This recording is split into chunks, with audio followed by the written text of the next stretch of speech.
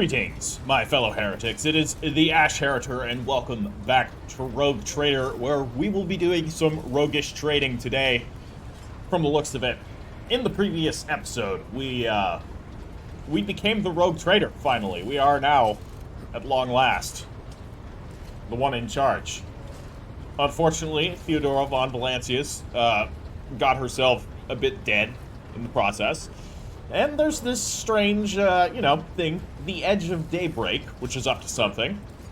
Very interesting that Conrad Voigtbeer didn't seem to be, or at least didn't anticipate that it would kill Theodora.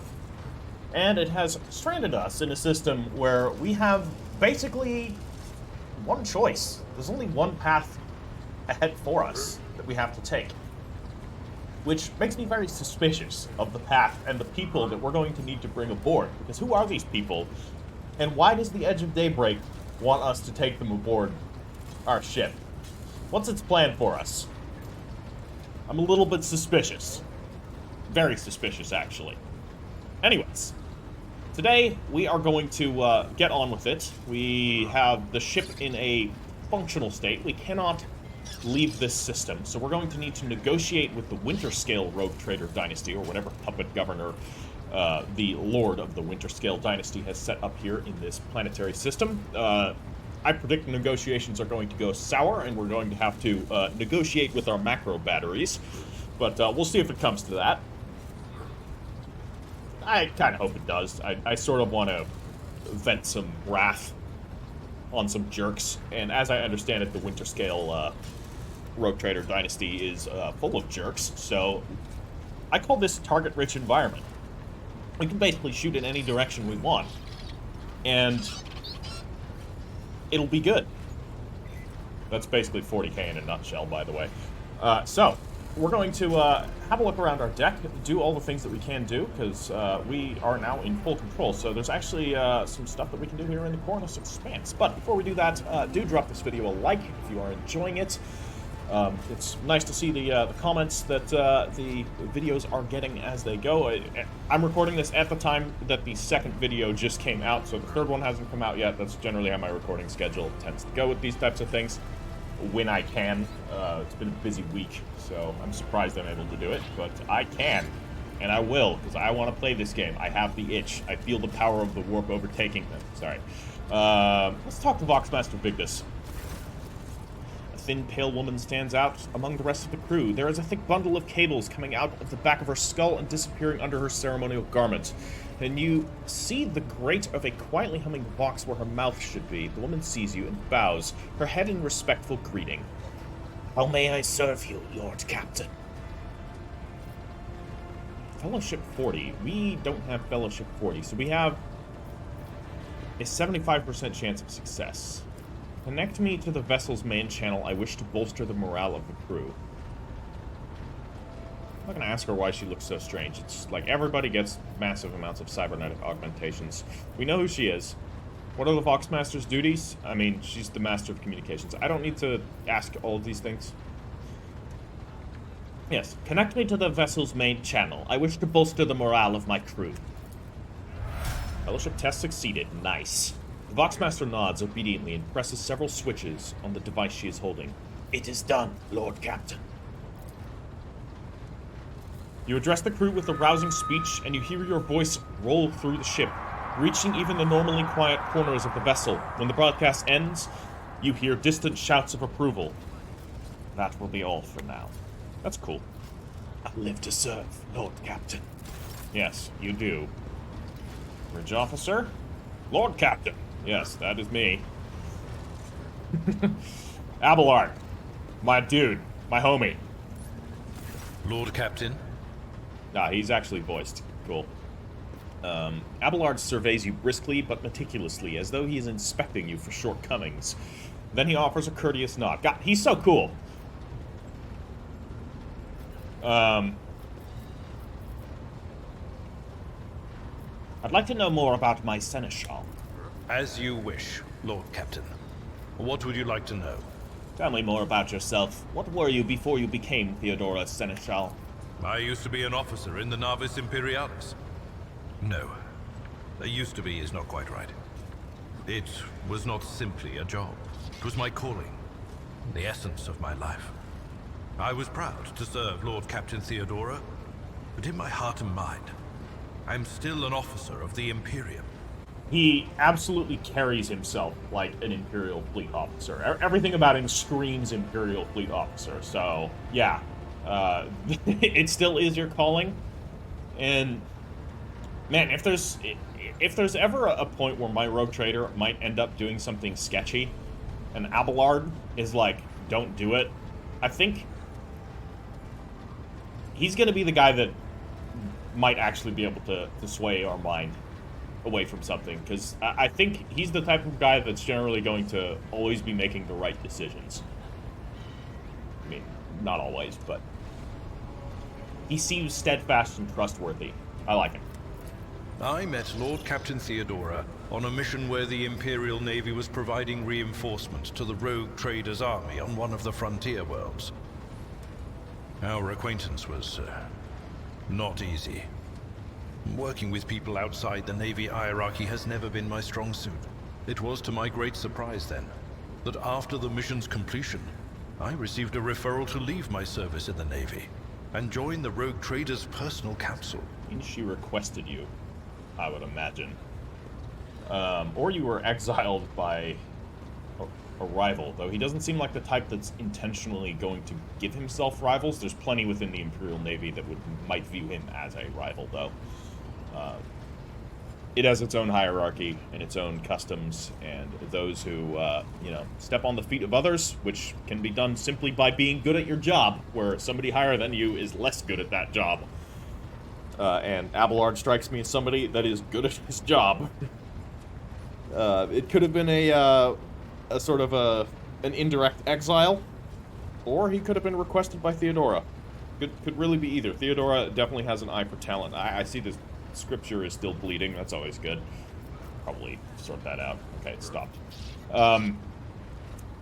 She recognized the talent from their uneasy interaction. Like, I would say my interaction with Theodora was super uneasy. I think she just does that or she did that. She probably doesn't do it too much anymore. She did that to put people on the wrong footing to see how they would react. And that's something that some people do.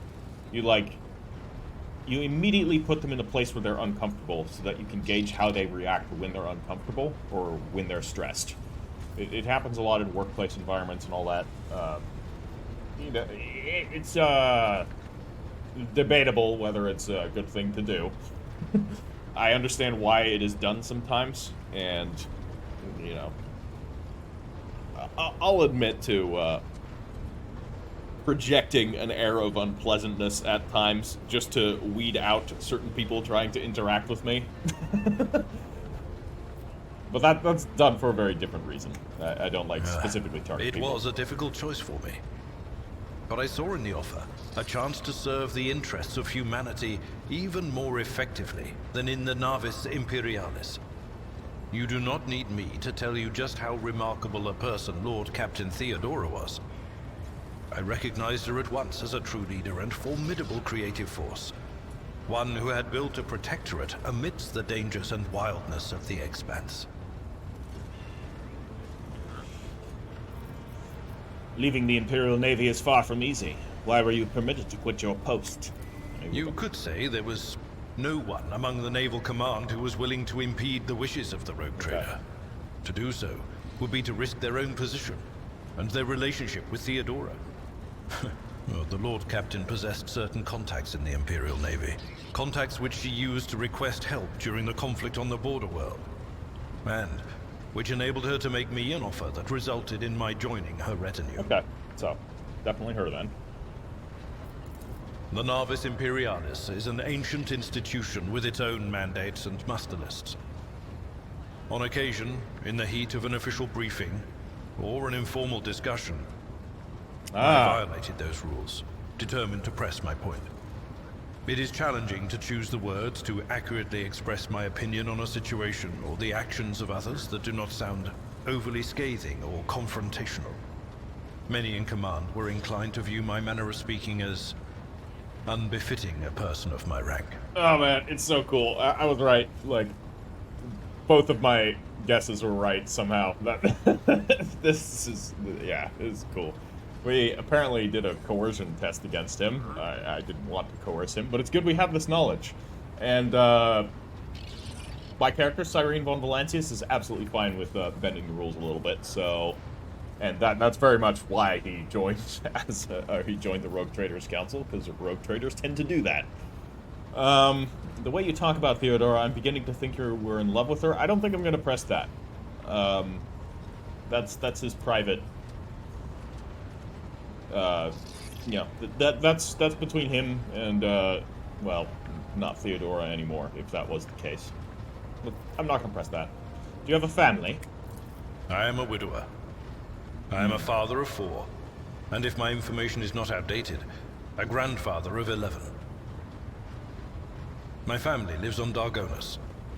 None of my children express any eagerness or aptitude for serving aboard ship, and I would hardly have insisted that they follow in my footsteps. That's a mark of certain humility, in many ways. Yeah, if you yourself have a potent calling, you should not enforce that on your children if they do not share it. So, he's just a good guy. Of course.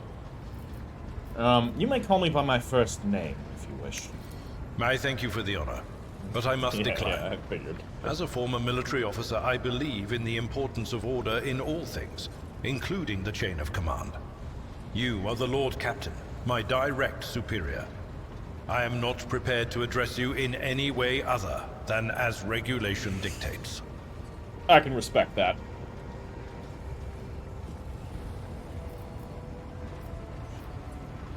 Let's talk about things that may be useful to me as the rogue trader. A noble aspiration, Lord Captain. I am ready to acquaint you with all the particulars that interest you. Yeah. Outline the situation in the Coronus Expanse for me. What do I need to know and keep in mind? This is a topic for an official briefing, not a casual conversation.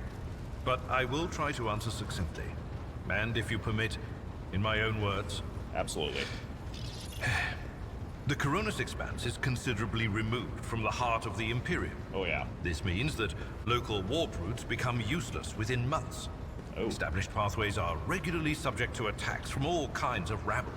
And in the only major port, the Imperium's frigates find themselves moored alongside pirate vessels. Footfall. Hold on, there's Footfall, but there's also Port Wander. I don't know if he's talking about Footfall or Port Wander here. I think he's talking about Footfall, but I'm not sure. Until recently, the Coronus Expanse could hardly have been called a region of the Imperium. The situation has changed with the arrival of the Lord Inquisitor, but not by much. This place operates under its own rules, you see. More radical, so to speak. But ones that allow for a non-standard approach where there is a promise of victory. The Coronus Expanse is considered rogue trader territory for a reason. Only rogue traders have sufficient military might, audacity, and the rights granted them by the warrant to survive the leap into the unexplored part of the Expanse. And in the event of a successful outcome, to hold on to whatever they manage to capture on the frontier. Yep. Who are the main players I need to be aware of in the Coronus Expanse? In the first instance, you should treat official representatives of the Imperium with respect. The Expanse may be on the fringes, but it still numbers among the territories of the Golden Throne. The arrival of the Lord Inquisitor has turned the Coronus Expanse into a less wild and uncontrolled region, to the regret of some individuals who had grown inured to the local lawlessness. Alright, good to know. Rogue traders such as yourself are also servants of the Imperium. They have been accorded special rights and powers. They wield immense authority within their territory, and they enjoy absolute respect in other parts of the Expanse. The most powerful of them are Caligos Winterscale and Incendia Bastal Chorda. Tread carefully when dealing with either of them. Names to keep in mind. I knew of the Winterscales, I did not know of the Bastal Chorda line.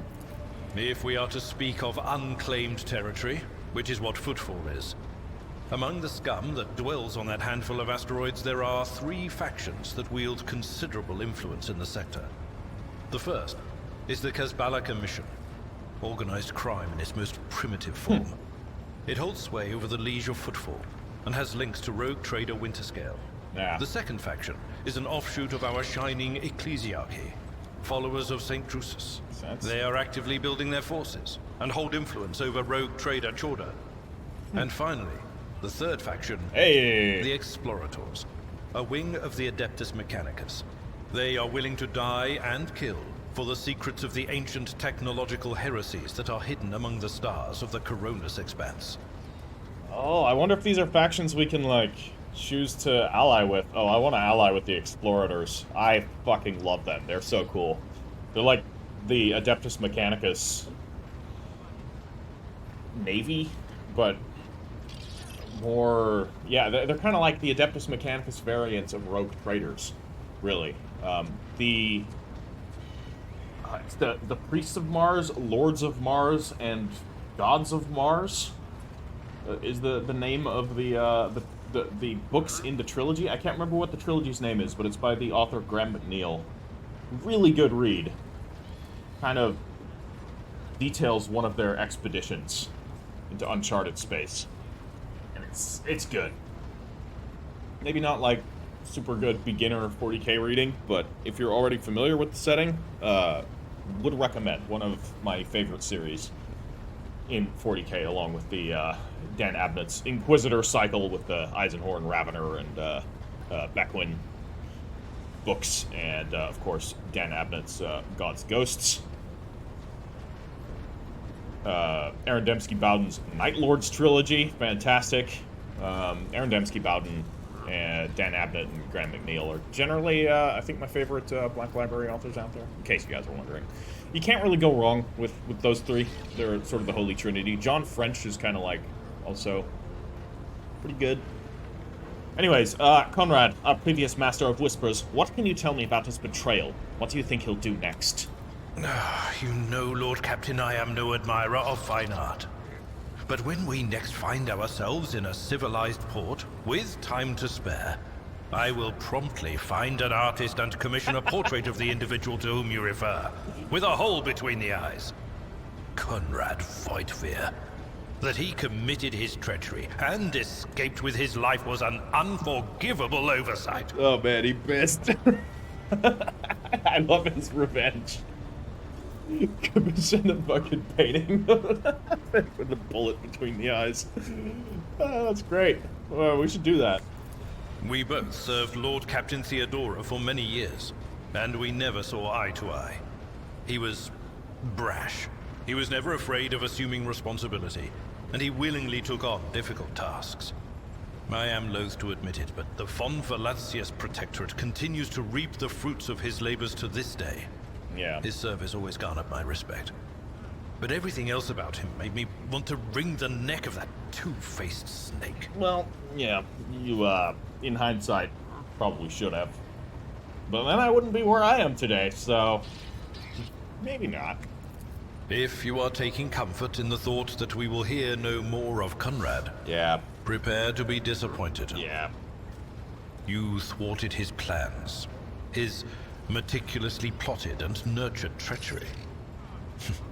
He is sure to attempt to strike at you, and he will use his contacts and knowledge of the Protectorate to do so.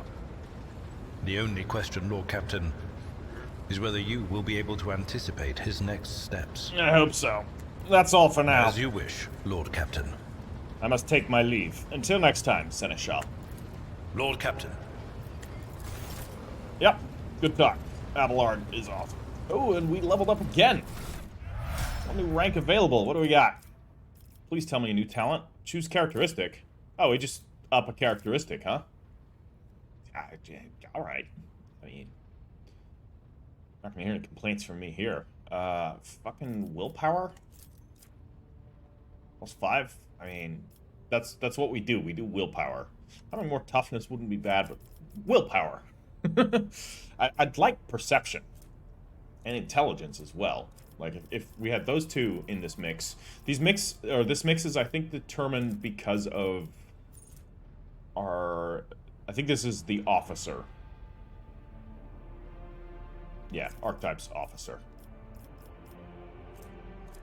Well, let's grab it. Oh, and a talent. New talent. Hell yeah. Okay, Fatebringer. This is one of the ones I wanted. Extra armor penetration to allies, because we're going to be dropping forewarning on everybody. It's just extra armor penetration. And once we get a higher psychic rating, then, yeah, that's going to get pretty good. Taking Fatebringer. That's what I'm doing. Oh, whoops. The summary? No. God damn it. Yeah, Fatebringer. It's already marked in there.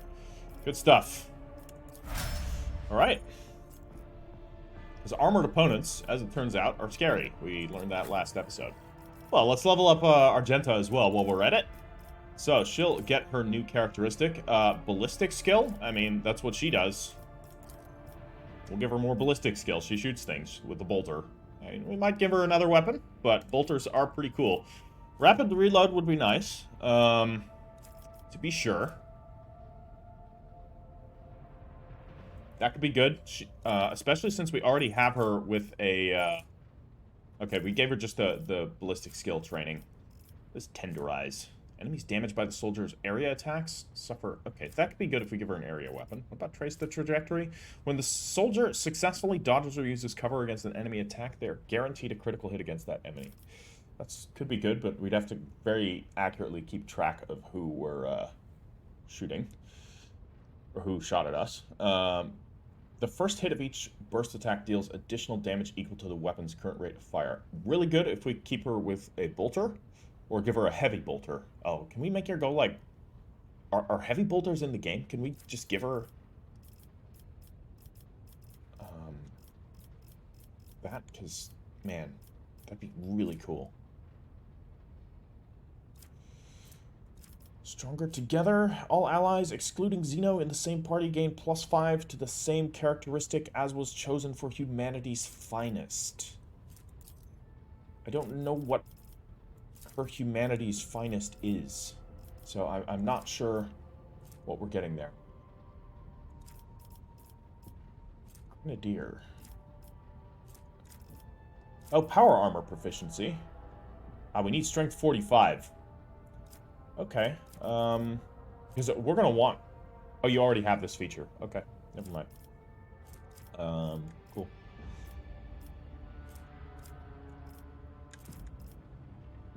Could give her another ballistic skill advance. I already have this feature. Can't get another one. I bet we can later, but not right now. Here we go. Yeah, heavy weapons. I kind of want her. I think that would be a really cool thing for her. We can get this later, though, so I don't need to do this right now. We'll get it when we actually get a heavy weapon. You know what? For now, I'm just going to give her bolt weapon expert. We might just keep her using a bolt weapon. Bolters, I mean, they're just cool. As the Dark Lord Bacon said 2 episodes ago, you know, a bolt, the shell fired from a bolt gun is a .75 caliber round. So I think you put it, it was a Red Bull can, basically, a rocket-propelled explosive Red Bull can. That's a big round. That's why, like, when you shoot somebody in, like, the shoulder with the bolter, it blows their entire arm and, like, a big chunk of their chest cavity out. You shoot somebody in the head with the bolter, bye-bye. That's red mist. Pink mist. Bolters are brutal weapons. And they just embody 40k so well that I would just feel wrong not giving her a bolter. I mean, I know the Sisters of Battle are all about flamethrowers and meltas as well. But the bolter is their standard weapon. We'll keep her with the bolter, and if I find a heavy bolter, we're going to have that talk. Alright, Adira. You are getting... Oh, you do get perception. Okay. I'm going to give you perception, actually, because you already have 60 willpower. And we're going to get the other one of the psychic... Or no, the other one of the operative things that we were trying to get before. Which was... that was down here, right? No, this is all the Psyker related stuff. Where was it? It's not here.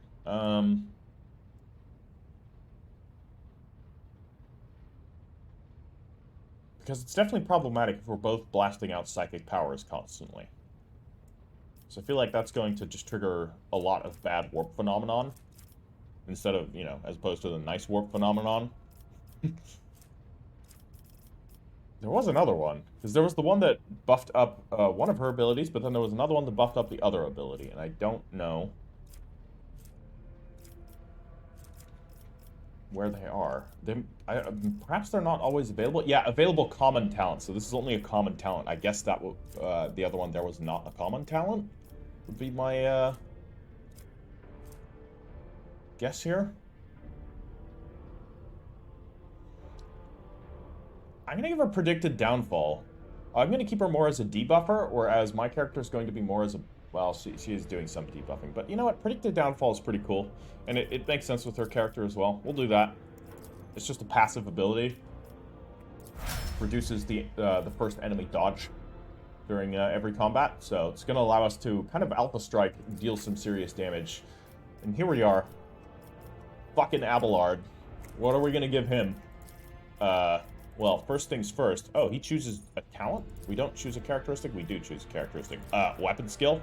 Although, toughness. He's got 50 toughness already. We're giving him the weapon skill. Oh, we have to pick this first. Alright, fine.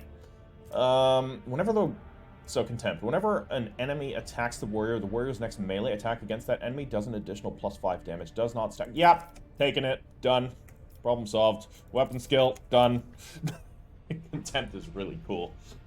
That's, you know, if we're going to be using him as, like, you're going to go tank the big, badass enemy, I want him to be able to hit back in kind, so that's perfect. That talent would have been great against the spawn fight. Although they never hit him. That is, I guess, something. No, just whenever they attack. Perfect. They don't need to actually hit him, so he can defend himself, and all will be well. That's Victus. So we needed to find Argenta and oh,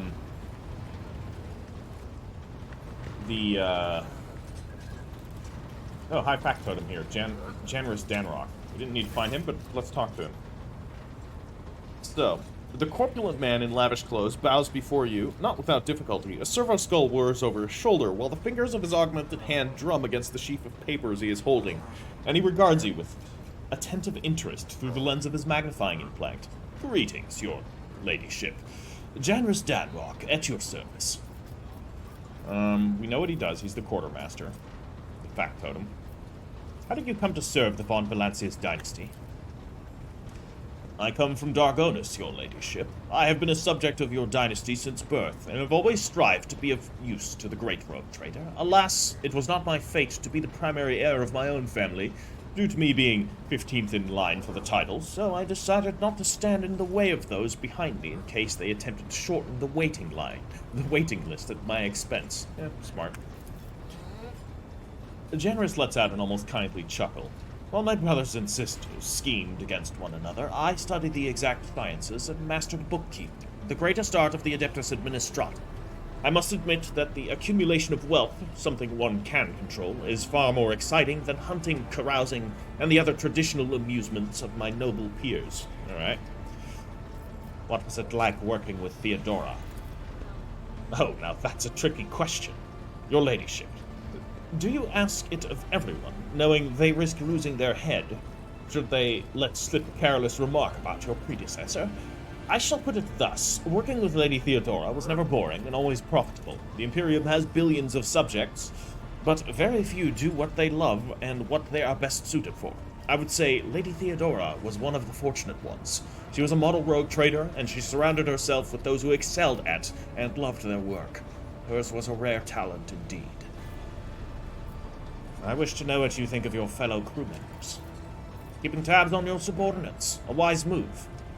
Tell me who interests you, and I'll endeavor to be as honest as possible. Alright, so he's our gossip. Janrus's eyes light up. He's obviously eager to speak his mind. Tell me what you think of Seneschal Abelard Wersarian. Lady Theodora managed to do what even the Imperial Navy could not. Teach Master Wersarian to carry out orders that he fundamentally disagrees with. I do not know what methods she used, but the result is impressive. Having said that, there is something else you need to know. Lord Captain, your seneschal is capable of something far greater than a mere conduit for your will. He possessed the cunning and experience to run the Protectorate passively whenever Lady Theodora was away. And that really is saying something. Keep an eye on that old officer, I say, or alternately, turn him into a faithful ally. Oh, I plan to. What do you have to say about Voxmaster Vigdis Ptolemy? Ah, yes, the Voidborn. You know, in my family, we use such creatures as quarry whenever we went hunting. Oh boy.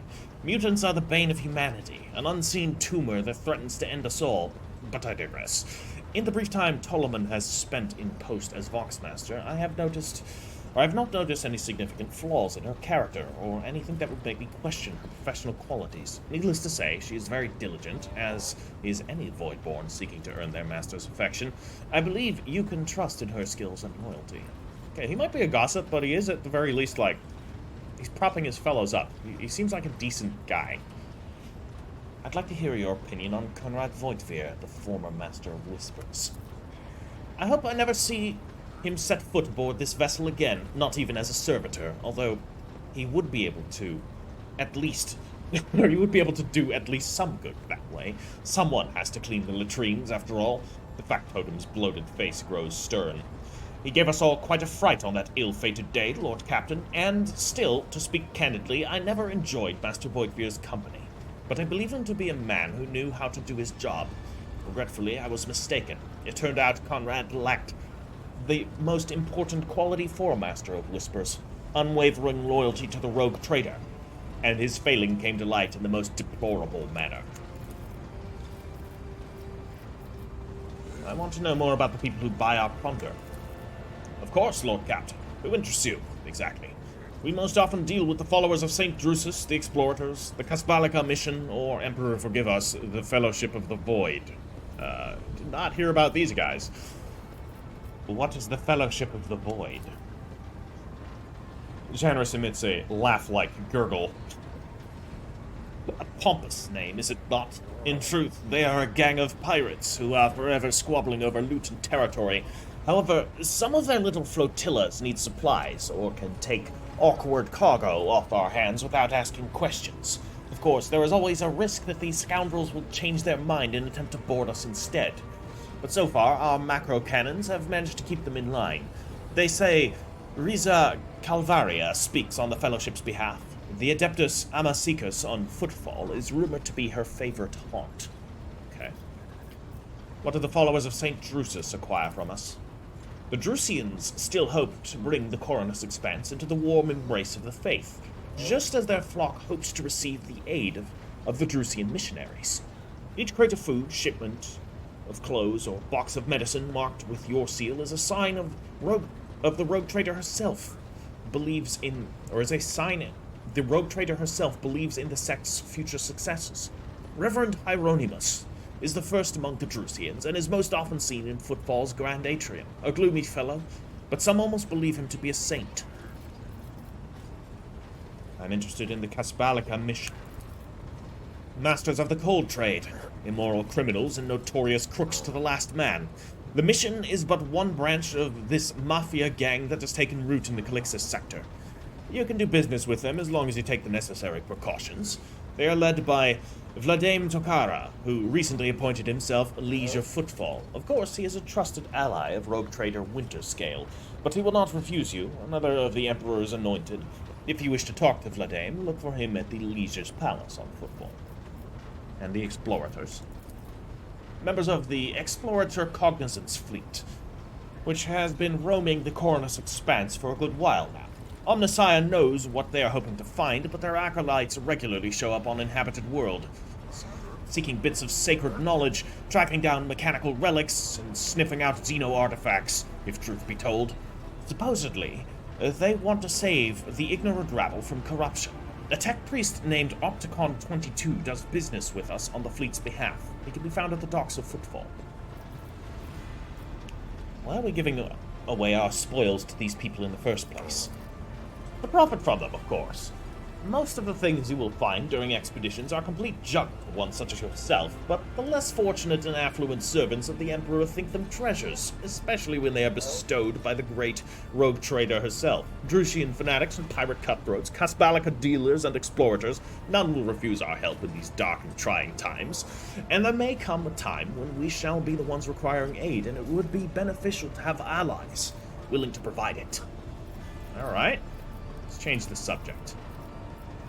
I wish to bolster my retinue with skilled fighters. Rest assured, there are people of the most outstanding talents among the thousands of your crew. I will contact the overseers at once. What? Oh, okay. Create custom characters to join you. No. I'm not gonna do it. We don't need to do that right now. That's cool that that's a thing, though. My retinue and I are in need of training. That's probably a retraining. Okay, so this is like... This guy's useful. Very useful. Let's talk to Adira. She wanted to speak to us. The tall, middle-aged woman stares straight ahead, her eyes vacant, as she rubs the implant at her temple. Her collar is undone, and one of the clasps is on the verge of falling off. Sensing your presence, Adira turns her head towards you and offers you a crooked smile, even as her eyes look right through you. Yeah, let's learn more about her. This is, I guess, going to be a bit of a dialogue episode. I hope you guys don't mind. We're going to be gaining intel on all of our companions and all of the workings of our ship. We, of course, want to know what the hell we're doing. I will attempt to do some more stuff, so this may be one of the longer episodes again. So that, you know, we do get a bit of action in. Adira, about your abilities. What are you talking about, Lord Captain? You are a Psyker. Psykers are only granted the right to live with the Emperor's blessing. Have you ever been to Terra? This is going to give us our answer as to whether she's sanctioned or not. Look, Lady Theodora couldn't care less if some eggheads measured my brains or not. It's not about the seal on your forehead, get it? It's about what's in your gut, if it's rotten or not. My gut's stronger than the adamantine on this here ship. And my implants are better than the ones they put in you on your Terra. If they weren't, I wouldn't have lived as long as I have. Adira bares her teeth in a savage grin, a febrile gleam in her eye. She's a Death Worlder, isn't she? She's talking like a Death Worlder and kind of acting like one. Yeah, where do you come from? Lyra, an outlying world in the Heathen Stars region. In the Coronis Expanse, the deeper you go, the less visible the Astronomicon gets, and the less people know about the Imperium. The arrival of a rogue trader is the best thing that can happen to a world like that. The very best. That's how she got picked up, I'm guessing. Tell me about Lyra. It's an out-of-the-way planetoid between two faint stars. On Lyra, a dozen local tyrants fight over 5 measly continents. But they use everything they can to win, from poison to Psykers. I haven't been there in many years, but there's nothing for me to miss. Trust me. Yep, not wanting to go home. I get it. But here on the ship is a different story altogether. I saw more wonders in my first year serving Lady von Valancius than I'd seen in my whole life on Lyra. Like my first journey through the warp, I was in bed for 3 days. I felt like supernovas were exploding in my head. I only found out later that I'd gotten off easy. Just through the bulkhead in the bay next to mine, a whole team turned into... Look at me rambling on, Lord Captain. Pay no attention. You never finished your story about the first time crossing the warp? I think this dialogue should be, no, continue. It wasn't like it was a very fun trip, Lord Captain. But look, if you want to be entertained, I'm the woman for the job. I'll entertain you with one of the stories from my collection, no problem. But if you want to hear about the time I melted everyone in the bay next door, well, I just don't really want to go into the details on that one, all right? Okay.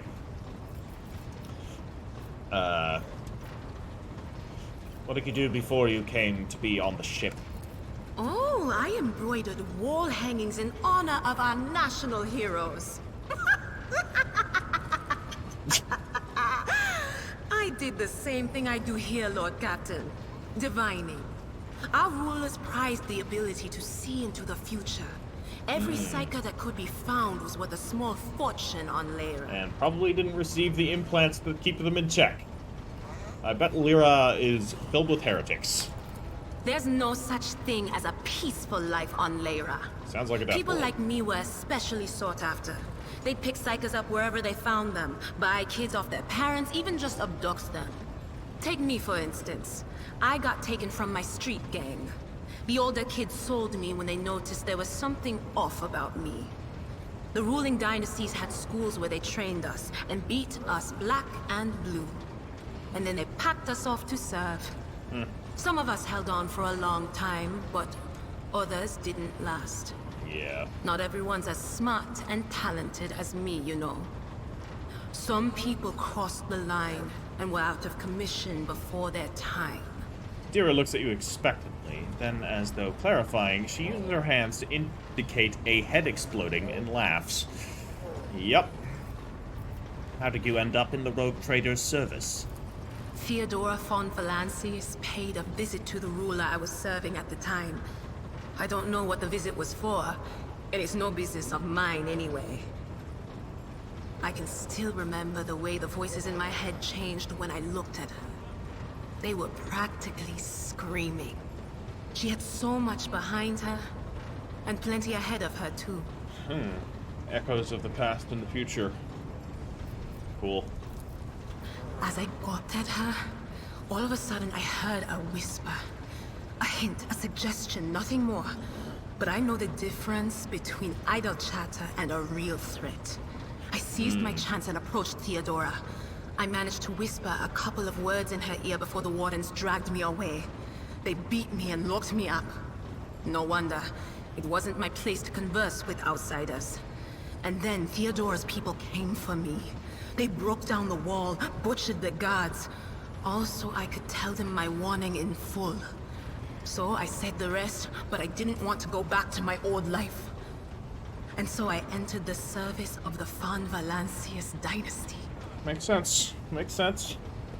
Yeah, once again, all kind of showing Theodora, you know, pick people based entirely off of merit. Have you ever been off the ship?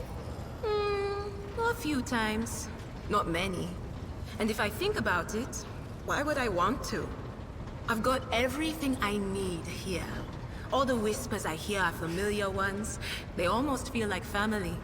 And if I want to hear about the nightmares off the ship, I can. After some Amiset. But don't go getting the wrong idea. If I have to, I'll follow you to the edge of the galaxy. Amasek is a potent alcoholic drink of varying quality widely available across the Imperium. It's like high quality. Generally speaking, like, the nobles and everything will have stuff like Amasek. Though I guess there's cheaper versions of it as well, so let's talk about something else. Of course, Lord Captain. Okay, so we can just get... I don't think we need to ask her everything right now. She wanted to speak with me, though. I'd like to hear your augury, Adira. What awaits me in the future? I think this is the one that she wanted to tell me. All right. Let's hear what they're whispering about you. Adira laughs, rubs her hands together, and suddenly freezes with the vacant smile on her face, her head slightly tilted. You feel goosebumps appear on your skin, and your collar begins to waver ever so slightly, as if moved by a breeze from a half-opened door. Seek not on firm ground, but in a golden hall suspended in the void. There waits a child without kin, but with a name blind to truth. She draws the brush across the canvas and does not notice that her palette is full not of paint, but of blood. And with each smear, this well does not deplete, but fills and fills up to the brim. One thing is clear. When this vessel overflows, none will remain unstained. Okay. That's a loaded statement. If you saw my screen flash, it's because I took a screenshot of it. I want to see what this means later. I don't think I have enough information to piece what it means now. This is typically how divination works. It's very cryptic. This is cool, though. I bet we're going to find things throughout our story that harken back to this. Among the blind men and false prophets, a red-robed sage seeks the answer to a question. He does not know that it is not the answer he must seek, but the question that will draw everything into focus. Will you help him, rogue trader? But mark that sometimes ignorance is sweeter than oblivion. So, red robes could be two things. Technically, three. Red robes could mean an imperial priest. They do occasionally wear red robes. Not often, but it does happen. The most likely one is that it's some sort of tech priest. The Adeptus Mechanicus always wears red robes. So, not always, but the vast majority of the time. The third option, which is the most concerning, would be a Dark Apostle of the Wordbearers Legion. Yes, they're my favorite legion. Do I want to encounter them in this game? Absolutely fucking not. They're the ones who initiated the Horus Heresy, and they're the ones who created the Imperial Faith. They're responsible for basically everything bad in the Imperium that is not Xenos related. Anything Chaos related in the Imperium. And anything ultra zealous, dogmatic. Like, they're on both sides of the spectrum. They created the ecclesiarchy indirectly, and they are the arch traitors. I love them. Absolute lunatics. A chained hound chases after glimmers of the aurora, but sparks in the scent of oil confound his nose. A chain trails after him. What will happen if you pick it up? Will you become his mistress? Or merely another beast in the pack of his true lord? Okay. Chained hound, huh? So, chained hound chasing the aurora, I'm getting some, like, I think it's Slavic mythology with Simargl, the Hound of Doom. Or the Doomhound, whatever, and the Zoria sisters, what is it, Vecherinyaya and Uthrenyaya, probably horribly mispronouncing those. That's given me some Slavic vibes, which is always cool. Hound, though, in terms of terminology here, Hound could be World Eater related. That's red. That's connected there. Or Space Wolf. I don't think we'll ever become a master of a World Eater. I can't see myself becoming a master of Space Wolf. Pack of his true lord. A change. Fuck, this may actually be about a Space Wolf that's, like, contending with the Wolfen curse. And there's a Space Wolf on the cover of this game. I'm guessing this is about a Space Wolf, which means that the other two things that she said, I think, are also about potential characters that we might encounter. So, red robes, I'm now guessing tech priest that's searching for something. The child in doing the painting that's going to overflow and stain everything? I don't know, that might be you. Or, I mean, it could be somebody else. We'll see. The glow of dawn bursts forth from its prison. Uh-oh. Dungeon walls cannot contain the dark essence wallowing in the dust. A naive cub pushes his nose into a familiar hand, one that holds death in twisted glass. Cherish it or cast it off as a burden. The sword of change has already been raised. What is one more life to it? So this is obviously about what we've encountered. The dawn, the edge of daybreak, the shards of glass that we found in the rogue trader's quarters. This one's very relevant. I'm basically screenshotting them all. I'm sorry, Lord Captain. The voices are going wild. I can't make out a thing. I'll try to rein them in, somehow. But for now... Alright. I must take my leave. Of course. Always at your service. Whenever you need me. Alright. That was cool. So we need to also find Argenta. So we'll give her a quick talk. Once we figure out where the hell she is. Oops. I accidentally clicked there. Is this my chair? No. Where would Argenta be, actually?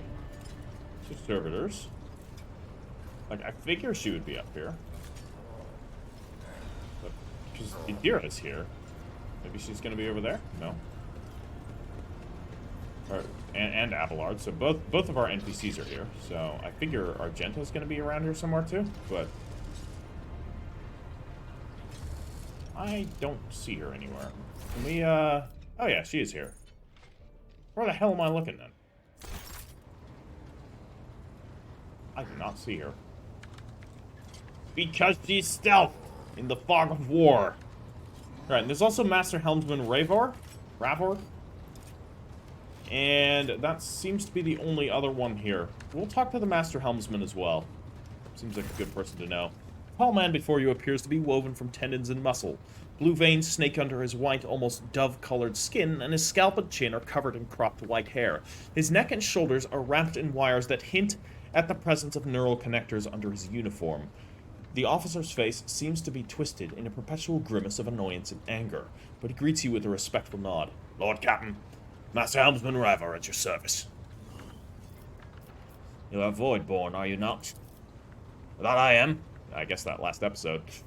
Born into a helmsman clan in the bowels of a Chartist vessel. Studied the family trade until I was 15. Then my entire clan was butchered in a mutiny by Lowerhold scum. They spared the young'uns, of course they did. Kids with implanted connectors made great navigational servitors. But I was having none of it. They weren't going to make a servitor out of me.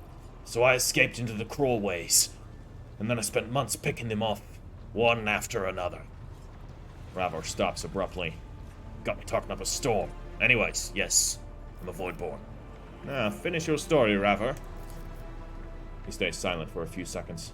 Not much to tell. I gutted everybody I could get to, and then I fled upward to the middle decks. That's where the auger operators took me under their wing. They have apprentice helmsmen of their own up there, you see. Nobody asked me any questions, so I stayed. I grew up, trained, got smarter, then ended up a junior helmsman. A dozen years later, Danrock spotted me and lured me away, the cheeky blighter. Danrock. That's the quartermaster, right? I don't think we need to ask him who the Voidborn are. We are Voidborn. What can you tell me about the other officers? Good-for-nothing wasters, that's what they are. Each and every one. Yeah, Danrock. Take generous Danrock, that highborn weasel. He fawns over the officers, but some of the deals he makes would get him burned alive. He drags other people into his schemes so they can take the fall for him too. One of my junior helmsmen was ferrying goods from Footfall for him, got caught by the Seneschal and ended up in the Void Hatch. Danrock couldn't care less. Okay, another side of Danrock. The Voxmaster, another Ptoleman like the last one, Void rest him, is no better. She cut off half the Vox channels the day she took up her post. Said the Vox systems were damaged and the Engineerium had no contact with the other modules. How am I supposed to steer the ship? Collect the COGS reports with the power of my mind. First Officer Wersarian, can't stand him.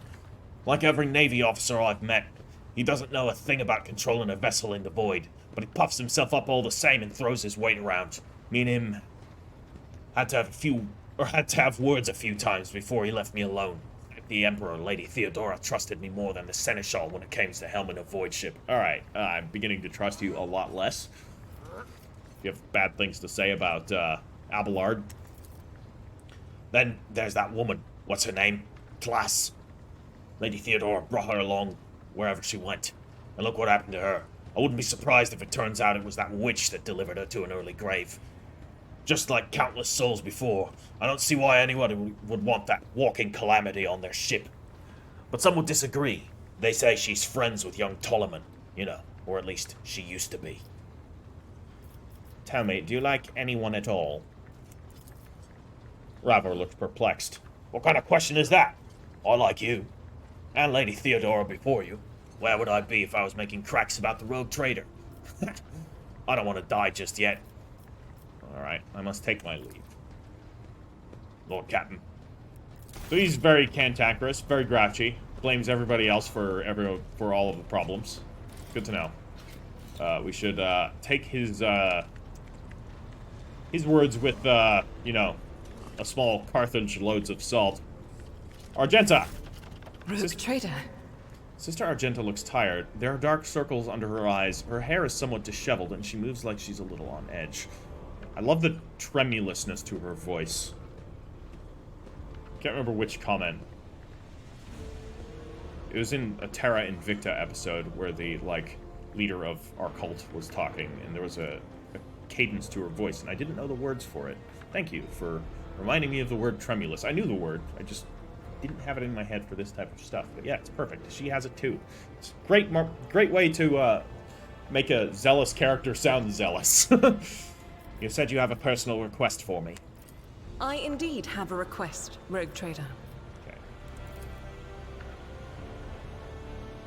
The accursed servants of Chaos who assaulted this ship took the lives of your loyal crew members, and they orphaned many children, including the progeny of the brave officers who defended their posts until the bitter end.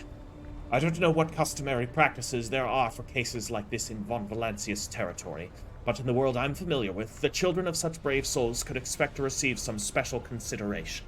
Perhaps the rogue trader could meet with the orphans. Aw, she's actually, like, caring for people. I say this like it's a extremely rare thing. Welcome to 40K. What good would meeting them do? Make arrangements for a meeting worthy of a rogue trader. I will address the orphans with a speech, or I will meet with them, no formalities required. They are the children of people who gave their lives for the Von Valancius dynasty. My consideration is the least they deserve. Deliver this order on my behalf. The orphans are to be properly provided for, but a meeting with a rogue trader is too much. No.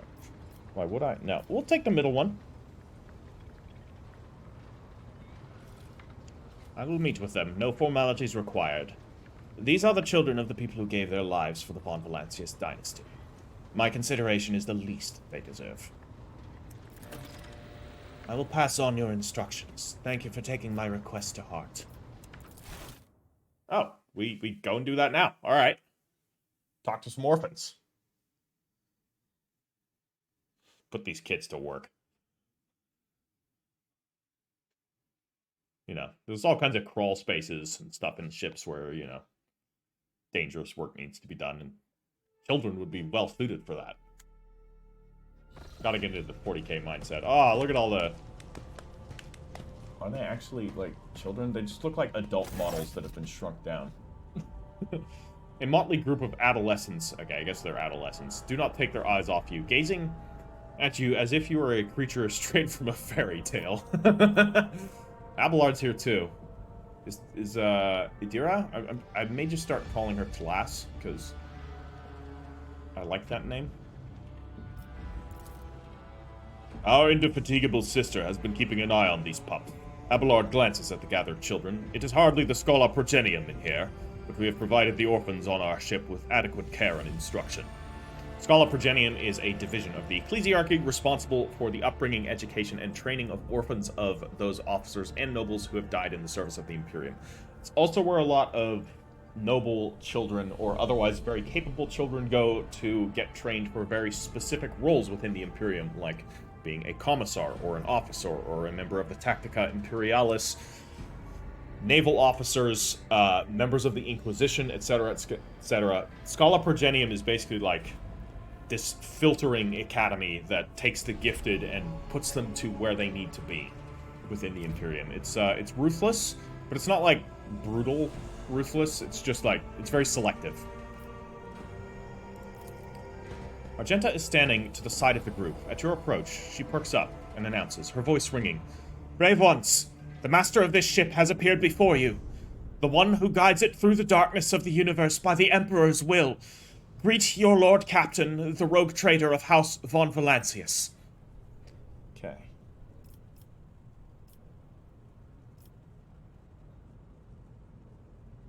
No, we're not going to be a jerk. We can grandly address this.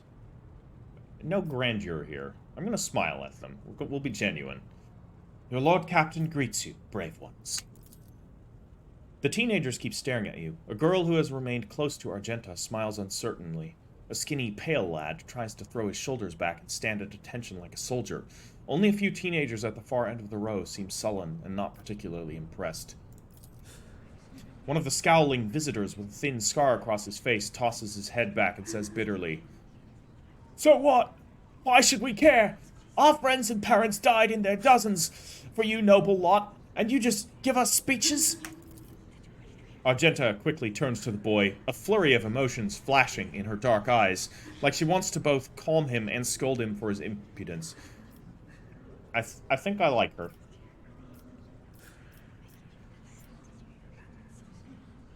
No, we're not gonna... No. Address the group.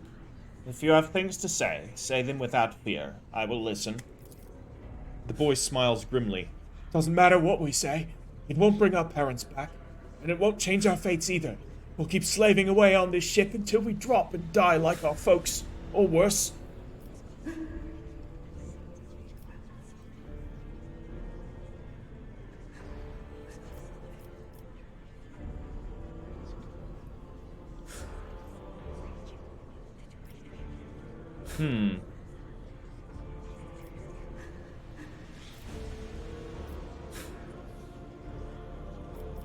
Okay,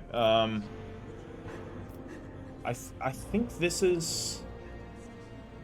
Yeah, the top one. I understand your grief and dismay. Your parents died. It's not an easy thing to go through, but they gave their lives for the truth, for the good of the whole ship, for the Imperium. Do not speak of their honorable fate with anger and disdain. You heard the rogue trader. Her words carry the wisdom of the Imperium. It's hard to say whether your words have left an impression on the boy, but he nods slowly. Then he catches himself and gives you an awkward bow. Abelard gives a sign, and servants immediately emerge carrying packaged treats with Von Valancius emblazoned upon the wrappers. We have a candy company named after us? Alright. It appears that the Seneschal came prepared for any contingency.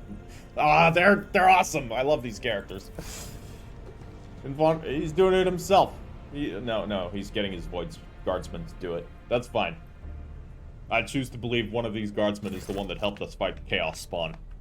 Argenta rubs her temple pensively. She smiles and offers a few more words of encouragement, then leaves the bay.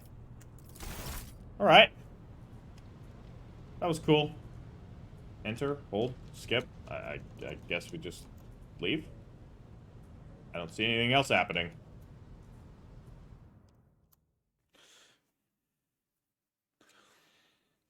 Hopefully we help the orphans a bit. I think, you know, could have offered them more than treats.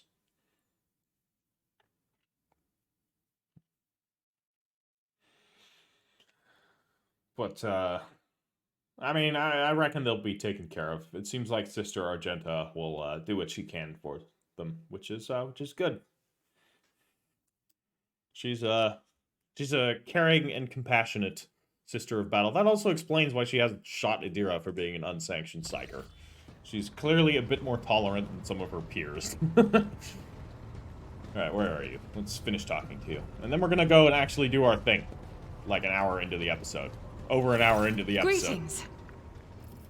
Even in stillness, Sister Argenta radiates energy, with her dark eyes shining and a slight blush to her cheeks. She is reciting a prayer and looks at you once she has spoken the final line. Cyrene von Valancius, greetings.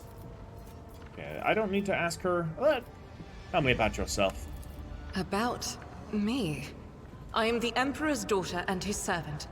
What else is there to tell about me? Okay. How did you end up on Theodora's ship? I first came here when I found myself in need of passage from Footfall to a remote planet.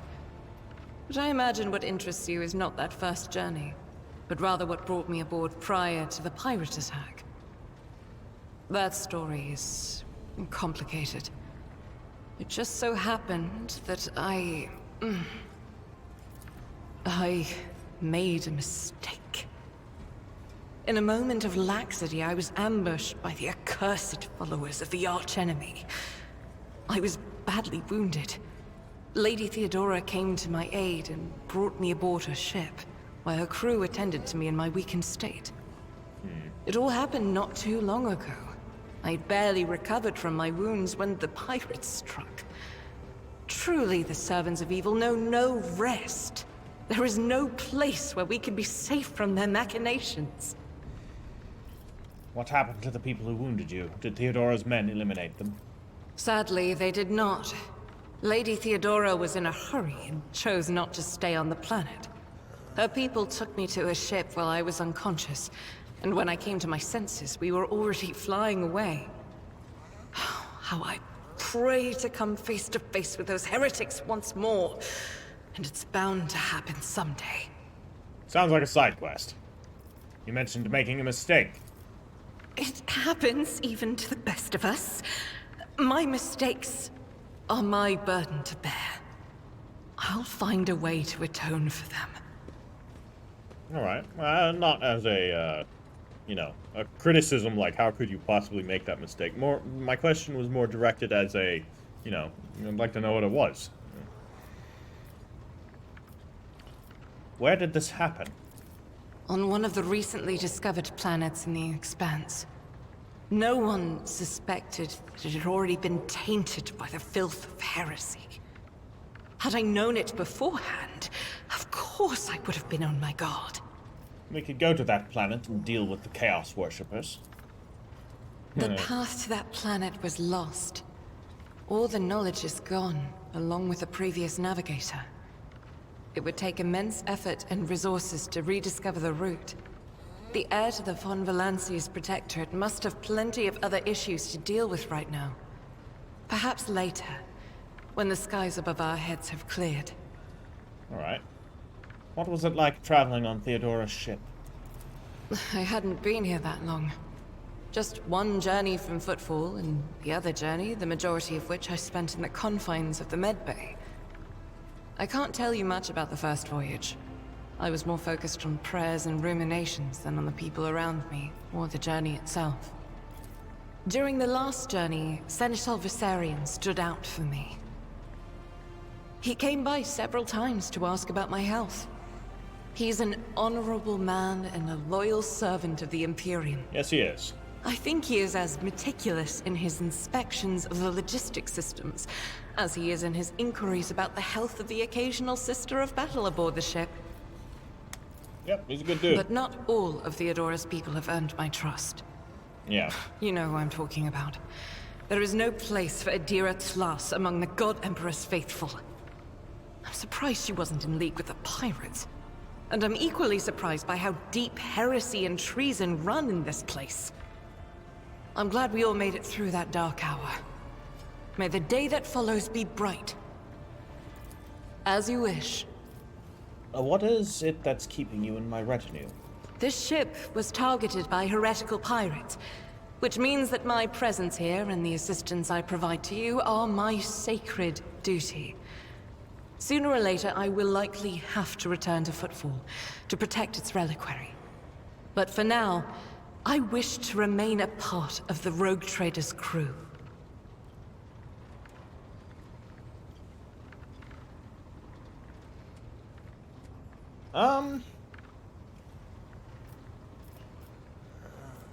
It pleases me to have a servant of the Golden Throne in my crew. May the enemies of the Imperium tremble before our onslaught. So they shall. Alright, thanks for the conversation. Alright, let's go actually do some stuff. Cornus Expanse map, here we go. Let's actually fly our ship. For the first time, ever. This will probably be a 2-hour episode, guys. Hope you don't mind. Hour and 40. We'll see. Want to actually do some stuff, learn this system. The events of Warhammer 40,000 Rogue Trader take place in a vast region of space known as the Cornus Expanse. This sector is composed of numerous star systems, many of which you will get a chance to visit. You will find yourself scouring the void in search of routes, leading to new uncharted systems, discovering more routes as you explore the expanse. What you see before you is the map of one such system. Each star system contains many objects you can interact with, such as objects that are marked as points of interest. Move your ship to a point of interest, then click LUMB on it to initiate an event or open the planet view. So, that's going to require a scan. This is our ship. That's Rykad Majoris. I believe that's the planet we were aiming for. This planet is called Error. Urak 5? Yeah, that's the thing. Rykad Minoris? No, Rykad Minoris is where we needed to go. And then an unidentified void ship. Void ship management. Back to bridge. Hold on. What's void ship management? There's our ship. The Lucis Irenaeus, the Furious Light. Upgrade hull can be upgraded. Scrap required for next upgrade. 50. Increases hull integrity. What's this? Upgrade ram? Oh yeah, hell yeah. We can just fucking ram them.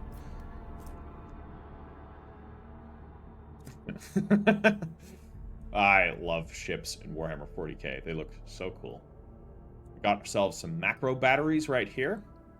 So what have we? Yeah, look at that. So, port side, Mars pattern macro battery. Starboard side, Mars pattern macro battery. That's going to be these. A dorsal. So that's right here. That's going to be a twin lance battery. No, those are also macro cannons. Yeah, indeed. Shorter barrels. Mizola macro cannons. So macro cannons basically just fire gigantic slugs. Or gigantic explosive shells. And then we have... This is the prow here. Yeah, so this is our lance. I knew sword class frigates had a lance. So this is the Mizoa lance weapon. I feel like this is actually... No, it's these. No, these are the torpedo tubes. The Voss pattern torpedo tubes. That's these two right here. What is the lance then? Is it this or is it these? What are these? These aren't the torpedo tubes. I don't know what they are.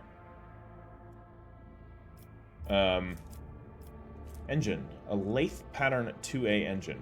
11 speed along with strong acceleration and braking. We have a single void shield array. 80 points of protection for each sector. Mark 100 auger array. 80% hit chance and 5% critical hit chance. So Auspex is how we do our chance to hit. Military plasteel void ship plating. So this is armor. So I reckon we'll be able to get all kinds of different ships. I mean, maybe not have multiple, but just have one. We can upgrade things. Oh, there's even a goddamn ship upgrading talent tree. Oh, that's awesome. Swing run. We switch them out? No, I don't know if we can switch them out. I don't think we can do anything about it now. These are things we already have. And we may already have them because of the ship that we have. Because this is a sword class frigate. Yeah, and then we can get our different things. So, I think that's what's going on. Flagship developments may be, like, specific to this type of ship. There will, of course, be other ships that we could pick up along the way. We could upgrade our hull. 50 scrap. I don't know how common or uncommon scrap is going to be. We could actually do both. I think I'd rather upgrade our hull and focus on predominantly being a ranged vessel. Ramming's a risky maneuver. Let's do that. We'll save the rest of our scrap for now. No visual to upgrading hull. That, I guess, makes sense. I reckon if you switch out the other stuff, though, there might have some visual changes to the ship. That'd be really cool. Anyways, that's pretty cool. Oh, posts. What the hell? Alright. Okay. Master of Etherics. What do you do? This requires awareness.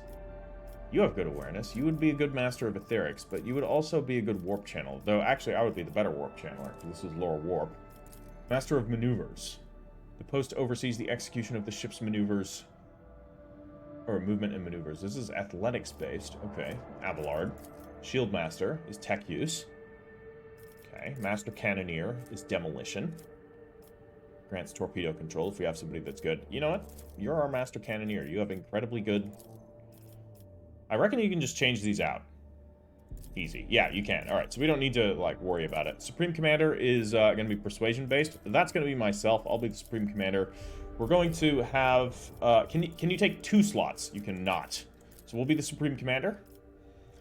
Our Master of Maneuvers is going to be Abelard, and we will have her as our Master of Etherics. She's going to analyze the ships of Vox and Augur systems, always watching for traces of the warp. Cool stuff. Okay, where do we go? Urak 5. Is that going to be the place where we get our navigator? The guide. I'm assuming. Let's go there first. Screw it. We'll explore the other places soon, too. Don't worry, we're going to explore everything we possibly can in this game. Unless it really starts to feel repetitive, in which case I'll probably tone down the exploration of side stuff. Or anything that doesn't look unique. But at first, we're exploring everything. Every single thing we possibly can. Lord Captain, reporting. The heralds of the Navis Nobilite continue to maintain Vox silence, perhaps due to Urak 5 being off-limits to visitors. We intercepted signals from the beacons drifting in the station's orbit. The demands are clear. We're to turn the ship around immediately. We've also detected an accumulation of space debris near the station's docks. Presumably it is the remains of interplanetary shuttles. Perhaps the esteemed Navis Nobilite House requires aid and therefore cannot respond to our Vox transmissions. I'm going to order the Augur crew to scan the station. Yes, Lord Captain. The Vox remains silent for a while, but then you hear static in Vigdis's measured voice. The officers from the Augur crew performed a full scan of the station, but the information is imprecise. They note wave distortions of unclear genesis that are throwing off most of the readings. We were able to ascertain that the reactor core of the station is still active, but many compartments are unpowered and some fully depressurized. The signs of biological activity are largely present in the central module, which means the station has not been abandoned. So the question remains, why are the esteemed Navigator's heralds ignoring us?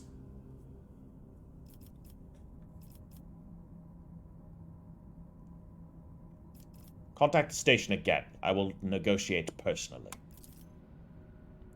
The Vox relays the cadent sound of grinding gears and clicking tumblers. I'm sorry, Lord Captain. The station does not reply, even after an official greeting by a rogue trader, and the declaration of your intent to negotiate in person. Order the crew to commence docking with the station. This is... I feel like something's wrong here, and we need a navigator. If something is wrong and we lose our navigator, we're stuck here forever. Or at least until somebody else shows up and we steal their navigator. Like that ship that's down there, maybe. I don't know. We could try and steal theirs. Now, let's just do this. We'll see what's going on here. Affirmative, Lord Captain. We do not know what is happening at the station, so you will have to look for the esteemed navigator's blind. Dock safely, and may the God Emperor light your path. Secrets of the Navis Nobilite. Explore the station to find answers. Here we are. So what do? Oh. Whoa. Okay. Cool. Dock. Begin scan. Oh. Hello. You're Act 5. Choose party members. Well, those are the 4 we got, so these are the ones that are going. We can have 6? Hell yeah. Oh, I'm so done. Like, I love Baldur's Gate, but man, 4 party members feels a bit restrictive sometimes. 6 is the original, you know, the Chad original Baldur's Gate number. Hell yes. Let's get some new party members. I reckon we'll get ourselves a navigator. Kind of need one. Was a class in Rogue Trader. You can play as a navigator. One of my friends played the sketchiest navigator ever. He had extremely good stats. And rolled just abysmally awful every time he had to make like a relevant navigation check.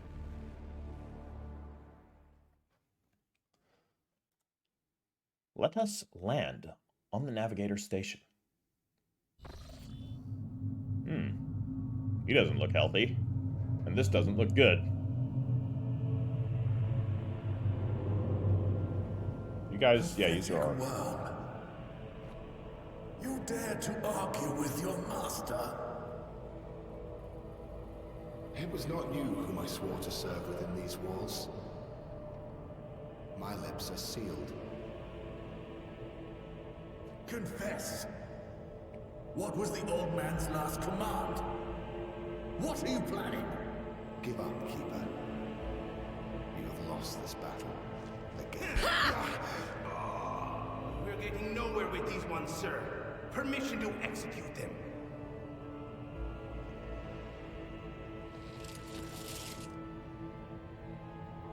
Wretches, you will be consigned to oblivion for your transgressions against House Orselio. Immortal Emperor, deliver your servants from peril. Prayers will not help you, servant of the damned. In the name of House Orselio, I command you to execute the infidels.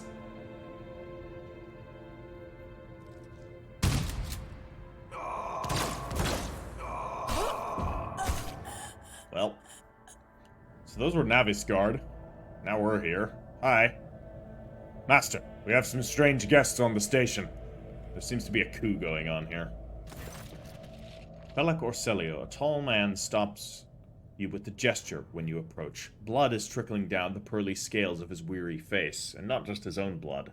Two jet-black, unblinking eyes are watching your every move, and the third one, the mark of a navigator's fate, is menacingly pulsing behind the lowered lid in the middle of his forehead. Step back, or I will unleash the horrors of the Sea of Souls upon you. Emperor, be my witness. The Sea of Souls. That is, of course, the warp.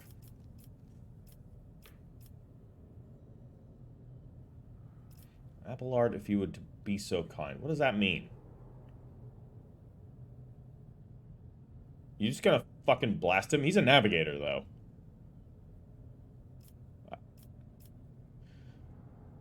Desist, brother. It was the Emperor's will that brought me to this abode. The navigator frowns. No one has the right to interpret his will so freely, sister. But wait, I recognize your coat of arms.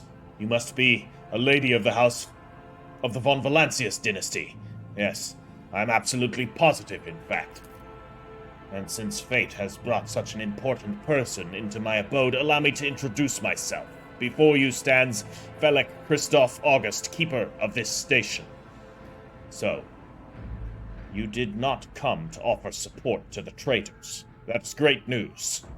Having said that, you must understand that Urak 5 is a holy sanctum for House Orselio, and the path to it is only revealed to a select few. It pains me to say you are not on the guest list. I came here in search of a navigator, so you are coming with me. No, I don't think I'm going to say that. What is happening on this station? Where did all these corpses come from? Is it my business? I'm making it my business. Betrayal. A most banal thing in the life of the nobility. Don't you think? I was stabbed in the back by my closest friend, Theobald Orselio, the second keeper of Urak 5 and my mentor. On his instructions, my own people sabotaged the generators, blew up the shuttles, and brutally massacred the loyal servants of my mistress. Most unforgivingly, they dared to take her prisoner. Greedy scum, I swear by the throne's light, their souls will perish in the darkness of the void. Felek falls silent for a few moments, and then furiously slams the end of his staff on the floor. The madmen have captured Lady Cassia and are now torturing her upstairs, while we are idly chatting down here. Help me rescue her or be gone. But waste no more of my precious time.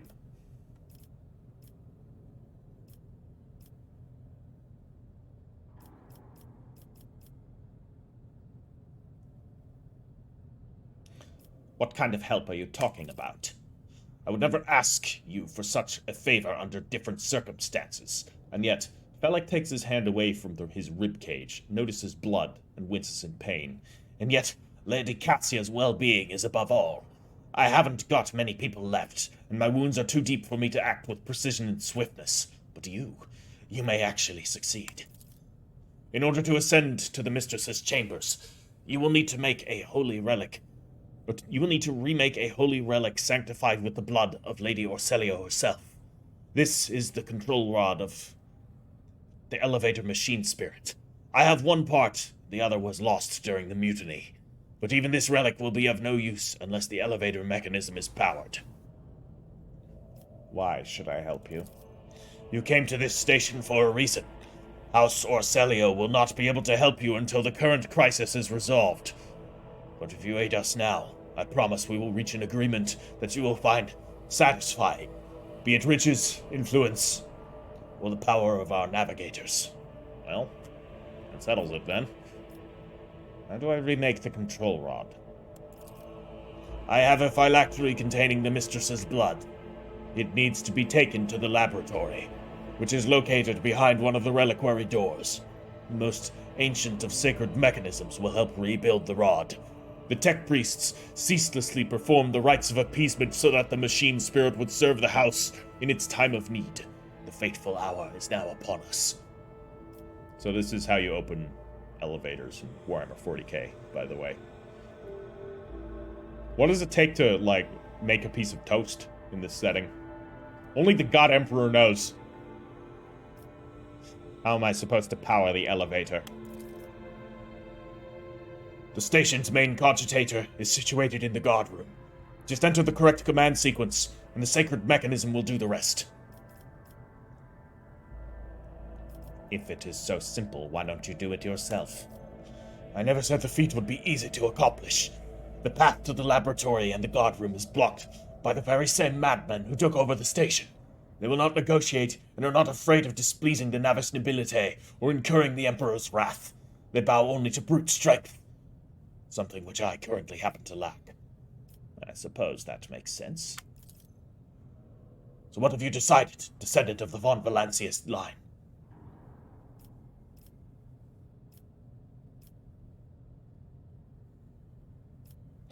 It will be an honor to save the Lady Navigator from her woes.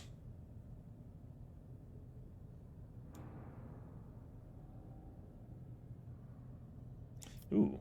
No. I will rescue your mistress, but in return, I require that House Orselio sign a contract with my protectorate. Felix's reply sounds curt and tired. So be it.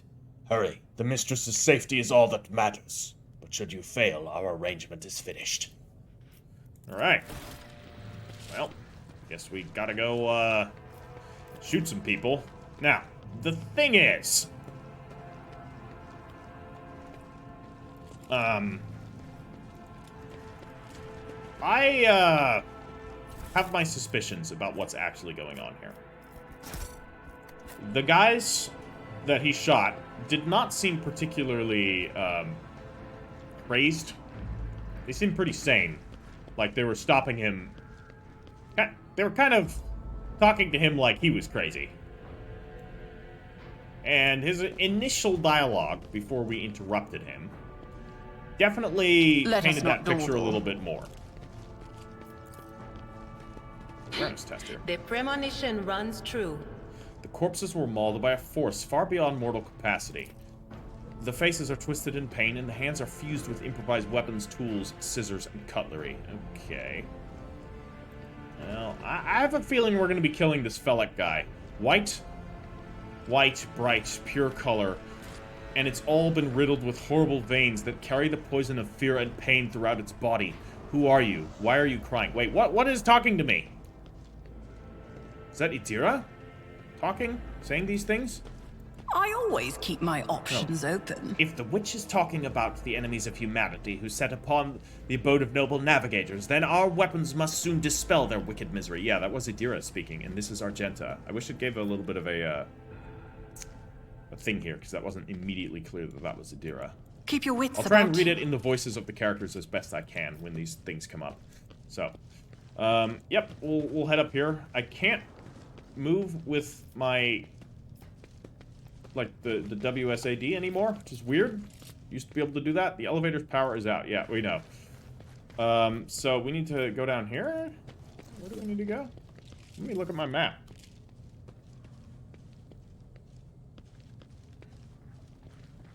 Or we can not look at the map. That's cool. I guess we don't have a map. Map M. I pressed M. It did nothing. That's a bit concerning. It seems like is my keyboard... Is that the problem? I think my keyboard is not plugged in. That would explain why nothing's working. Let's try again. But now with the keyboard. Oh. Wait. No, that's the sarcophagus. We don't need to plug in the sarcophagus. What is going on with my keyboard? It's concerning. Okay, it's working. Alright, cool. Sorry, guys. My bad. Well, actually not. Not sure what caused that problem, but I guess we gotta go through here. This looks like a door, but I don't know precisely where we need to go. Corpses were mauled by a savage force. Ah, we can jump over. Experience. Nothing matters more. So he made an athletics test and we all got to succeed from it. Okay. This ocular implant was a worthwhile investment. Trap. Disarm with demolition. Well, good thing we have a demolition expert here. I like that it pauses when a trap comes up. Duty prevails. Certain other games could take some cues from Rise that. to the top. We should deal with or this. get left in the dust. Yeah, and the rest of them stay put immediately? Oh, I didn't know we had this Never kind of judge me. technology. After my party of, how did you put it, Robert Cox, tap dancing idiots, randomly just I always have a walks backup over plan. traps after I spot them because their movement shuffles around constantly. Oh man, and just detonates catastrophic things. It's horrible. I'll learn from this mistake. All of the servants perished in the crossfire. Okay, Always so I keep guess your we eye on the failed our prize. Medicaid test there, but there's some goods here to be found, so that's good. What was it? Tab? Yeah, tab. Some catechisms of St. Drusus. Well, the pilgrims will like that, and we get some more here as well. Some set of icons. Plasty cores. Cool stuff. Consultator matrices. Heretic stuff. I love it. More goods. Lots of goods. I like. Oh, This could be an opportunity. jerks. Stand firm. We must not let the miscreants defile House Orselio. Can we talk, actually?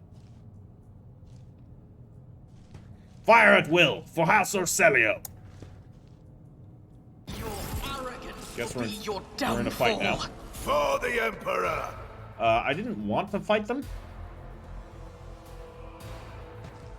We can put Argenta up here. She can shoot things from a position of cover.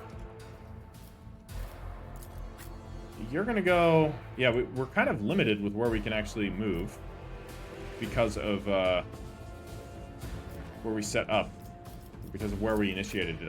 I totally didn't see the enemies here. So we'll put Abelard here, and then I'm going to be back here for the moment. Because I can just buff up my allies. Let's start the battle. It's a big fight. Well, I guess we'll start with you. You can start by shooting people, as you tend to do. You're a guard. You can hit enemies even at this distance. That's really cool. It seems like range is not a major factor. I imagine there's maximum ranges, but it seems like the range is quite long.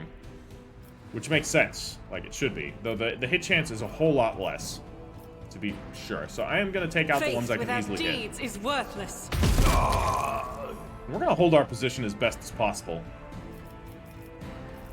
Alright, I mean, that's cool. We don't need to do anything else. Don't need to use run and gun. We only cool down one round. We'll hold off on that right now. See if we actually need it. Guard Medicae. Coming out in the open. That's the squad commander. These guys are all running in. Alright, Idira here. Drop a forewarning on Argenta, if you would. And then we can do some, you know, analyze enemies. How do you analyze this guard defender? Or we can analyze the guard officer. Let's just analyze the squad commander. Cool, that seems to have a really long range. Can't do this again, but we could kill him. Or we could... No, can't kill him. This has a maximum range. But of course. Kill him with Psychic Scream. Farewell. He's dead now. Alright, cool. As for me, I am going to Who if forewarn not me? Abelard. And then we're going to use Voice of Command on Argenta, because Argenta's going to be our main damage dealer here for right now. And do we need to bring it down? Could give her bring it down. No, we'll wait till they get a bit closer, because this has a 1-round cooldown. In the meantime, I can take a pot shot. I don't even have the range. So this pistol, this confirms weapons do have a maximum range. It's just pistols is short, as one would expect. Let's move up here then. Maybe I can shoot now? Still not. Okay. We'll just end our turn. Oh, I could have shot him. Of course. Ow. You shot me. It's rude. Can I Ow. fall back now? Why did I not foresee this? I don't know, because these guys are fucking crack shots, apparently. Dear lord. Alright, Abelard. Abelard's gonna engage in melee. Race for impact. Can only be used once for combat. Or we can charge. Can't reach him. Could do endure. Indeed. He has a pistol. So we can shoot there. Damn it, Abelard. It's okay. You're still awesome. Alright, what are you doing? You're moving all the way back there? These guys are really good. Alright. Just a minor setback. Okay. So we could have her pull up a bit. We can just have her... What about like a... It's like a really low chance to hit here because they're in cover. What about you? 45? We have a 48% chance to hit you guys. What about with the burst? Chance is really low. But it you know what? I'm gonna do it because it's got some chances to hit him as well. And we might be able to take out their cover. Hey, you know, it did something. It wasn't the worst. Doubt is for the Now weak. we're gonna run and gun. Okay, we're gonna move up to here. It's putting us a little bit out of cover. But she can then shoot again. I'm just gonna do the same shit again. It's only 16% chance to land it there, though. So actually, maybe I won't do it there, and not good chance to hit there. I'm gonna do a basic attack. It's gonna be 30. Is that 30 or 50? 30. It's not very good. 61 only? You are 66. Get rid of this jerk. Well, that got rid of that jerk, that's for sure. He's dead now. I don't feel great about killing these guys. I feel like we're on the wrong side, but it's not like they gave me much of a choice. I was willing to talk to them, but they are not willing to talk to me, so violence it is. Alright, Idira took a bit of damage, which is unfortunate.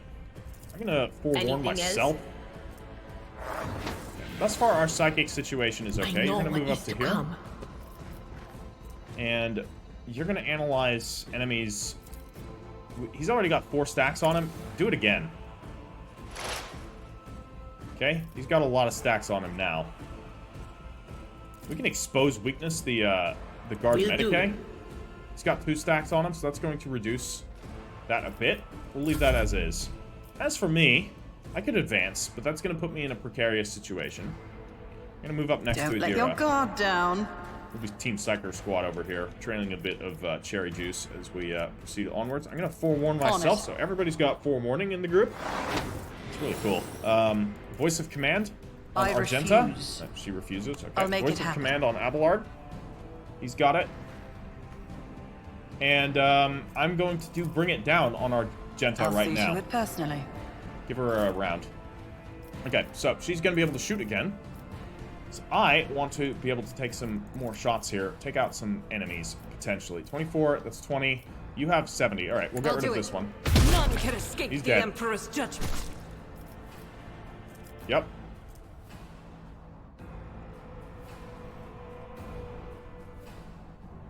Pretty good. That's pretty cool. Revel in slaughter. Alright. Anything else for me to do? Absolutely not. Alright, so they're gonna shoot. Yeah. I mean, I figured they were gonna hit. At least they're not doing much damage to him because of Endure. Dude, he's just suffered worse. Yeah. Yeah, you have. He's just tanking these lasgun shots. Don't disregard the whole, like, lasguns are flashlights joke. They're not. Lasguns will fuck you up. They will fuck you up. It's just, compared to a Space Marine, yeah, alright, then it's a flashlight, but... At your beck and call. Endure again, just always endure. Right? Okay, can't target him. He's too close. 55% chance to hit there. We could have a much higher chance of hitting some enemies in that direction. I'm gonna shoot at these guys. Victory is Hopefully we imminent. can get some shots in. Nope, not today. We'll leave this as is. So unfortunately, we need to get him some more things that he can do during his round if he's not in close combat. Pain and duty go hand in hand. You're doing fine. Alright, you're gonna move up to cover here. We are in a lower ground situation, which is not ideal. But we can do some damage. 49. Do we do a burst fire up here? It's only 12 and 20. What about here? 20 and not. That will give a 20% chance to hit him. If we do it that way, we risk friendly fire. This is a 20 and 20. Yeah, that's too much friendly fire chance. 69% chance to wreck this barricade. Do it. Okay. Alright. Not bad. I'm waiting to be in a better position to use Revel and Slaughter, but I don't know if that's gonna, like, happen. So I may just use it next turn. Right now, there's not much point in doing it, but this would grant some momentum. We'd be close. I'm not gonna do it just yet. He's gonna do his Medicae. Yep, that was annoying. Wow. Okay. Die! Brace yourself, Abelard! You're doing fine, Abelard. I don't even know what that guy was shooting at, but it's okay. Alright, everybody's forewarned. So, I'm very hesitant to have Idira move up. We're gonna analyze. He's got 7 stacks of analyze on him. That's crazy. Because he's about to have a whole lot more. So we're now going to expose weakness, which is going to completely negate his armor. Anything is? So, he's basically got like 0 armor right now. And we could Psychic Scream, nobody. Cool. What about Warp Bolt? That's got like a... Yeah, it's got a maximum range. Oh boy, I don't want to advance. And there's no point in, like, forewarning here, so everybody's got forewarning. It lasts till the end of the encounter, right? Yeah, end of combat. It's really cool. I love forewarning. It's a really cool ability. And with the 2 of us being able to spam this out, we can get the whole party forewarned really quickly. So you might be thinking, like, what's the point of bringing more than one person with it? Well, getting it on the entire party in 3 turns. Once we have a 6-person party, that is.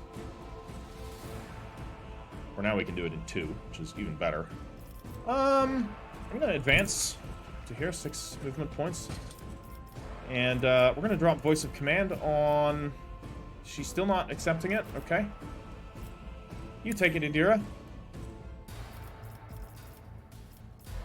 And we'll bring it down on... Genta again? Yeah. It's as good as done. She seems like the type that is gonna be useful with this sort of thing. He's just standing there now, so... Faith without deeds is worthless. Nice, good damage. I should use Revel and Slaughter, but okay, we'll do that next turn. Can I shoot him too? No, he's just out of range. Well, it seems to be my turn. I'm a bit exposed. It's concerning. But it seems like everybody wants to shoot Abelard, which is fine, because Abelard can take it. My ears are ringing. He took like 20 lasgun shots. He's like, yeah, my ears are ringing. What a Chad. Alright.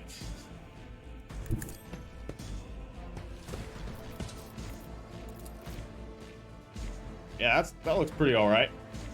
I will do my target well struck. That was some damage. Charge? No. Can't. Oh, we can charge him, though. Call. One fewer target. Get fucked. Brace for impact. Alright. Now is the hour of your glory. Alright, what's this guy doing? He's taking shots. Duty go hand in hand. They do. They do, my brother. Oh, yeah. This guy's still here, huh? What was that?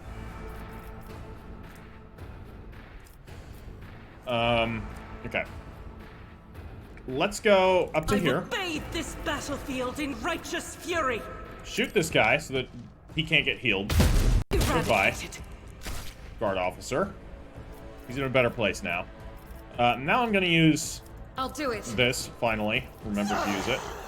Revel in slaughter. Yeah, nice. As the Emperor commands, nice I noises act. there. So she's gonna just advance up here. Get a good firing, or get a good line of sight on somebody. Who's the best? You're the best? I'll do it. Unfortunate. That's okay. End turn. Who's next? 2 enemies, huh? Whereas this will grant the ability to make a number of extra attacks equal to your weapon's fire rate, which, rate of fire 4. 4 extra attacks. These attacks do not spend... How much ammo do we have, though? 0 out of 14. So that would be wasted right now. We need to reload next turn. Okay. Idira, you're gonna keep doing analysis. Not this Scryer's draw. Well, this one then. Okay, that's fine. And you can... Can we just get rid of him?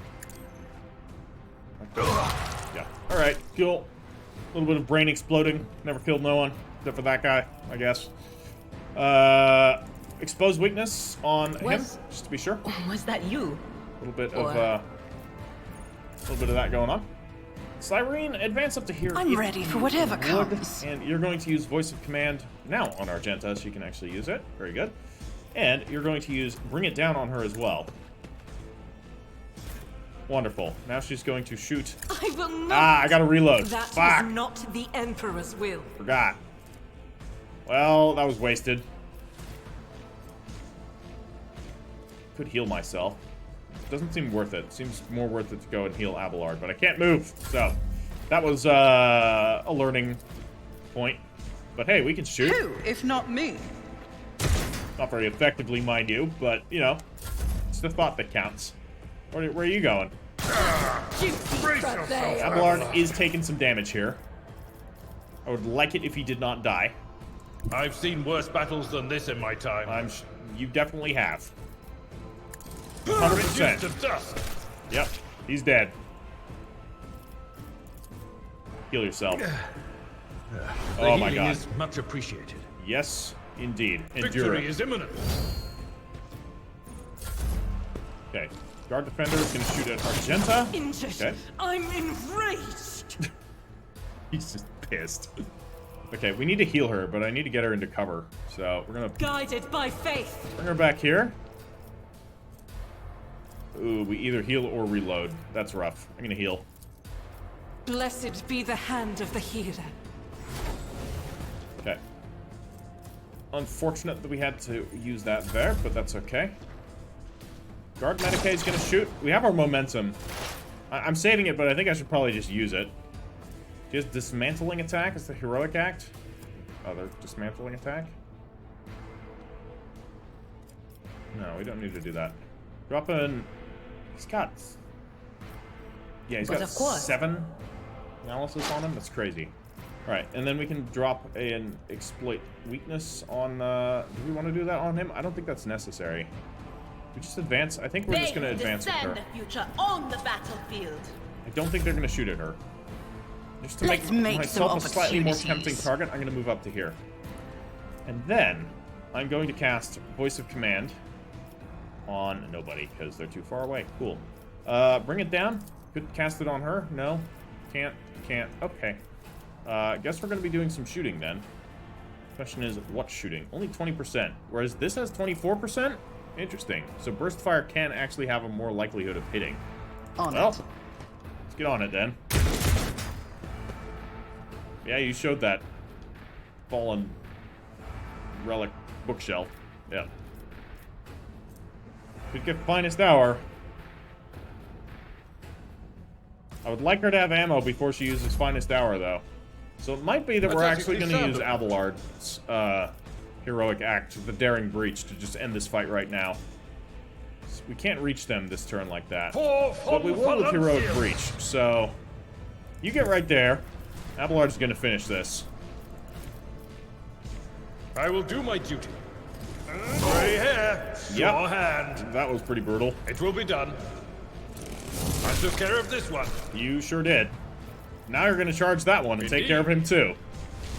Reduced to dust. Well, yeah. Abelard once again being pretty deadly. Flak chestplate. Okay, so that's slightly better armor than we're used to. Las pistol and a sword. I like it. That was the guard officer. We should also have something from the guard medicae. Yeah, more flak chestplates. A proper las gun. I don't know who's gonna get the proper las gun. Let us not dawdle. No. Guard defender. More stuff here. All right. I was looting before I was rudely interrupted. I do feel kind of bad that these people are now dead, but Keep your wits about you. again, they shot first, just like Alderaan. Ripper auto pistol. Hold on, what? Rate of fire 8. Okay. I think it shoots a lot. We'll take that. We'll definitely do some equipping Is there money here. to be made?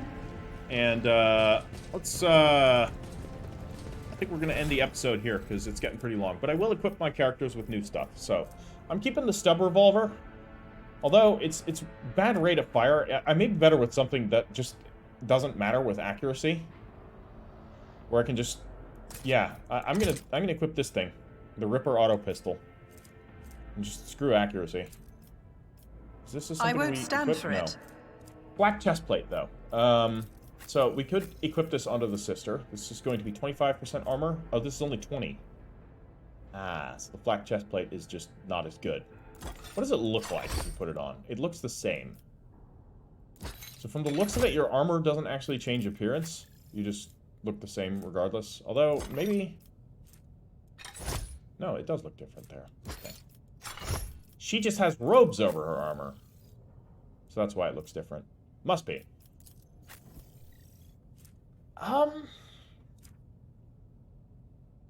Do I give you a naval revolver?